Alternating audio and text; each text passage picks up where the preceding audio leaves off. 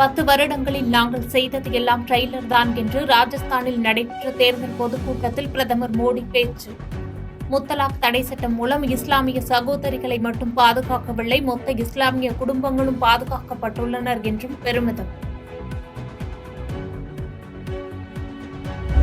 தேர்தலை நடத்துவது குறித்து ஐநா சபை தங்களுக்கு சொல்ல தேவையில்லை என மத்திய வெளியுறவுத்துறை அமைச்சர் ஜெய்சங்கர் பதிலடி.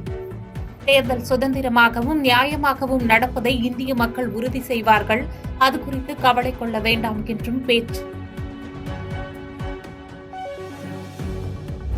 அரசமைப்பு மற்றும் ஜனநாயகத்தை அழிக்க முயற்சி செய்பவர்களுக்கும் அவைகளை பாதுகாக்க முயற்சி செய்பவர்களுக்கும் இடையில் நடைபெற உள்ளதுதான் இந்த மக்களவைத் தேர்தல். டெல்லியில் காங்கிரஸ் கட்சியின் தேர்தல் அறிக்கையை வெளியிட்ட பின்பு காங்கிரஸ் எம்பி ராகுல் காந்தி பேச்சு.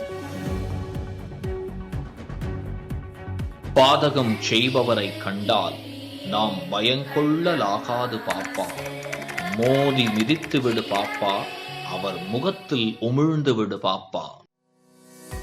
அண்மை செய்திகளை உடனுக்குடன் தெரிந்து கொள்ள இணைந்திருங்கள் இயம்நாடு.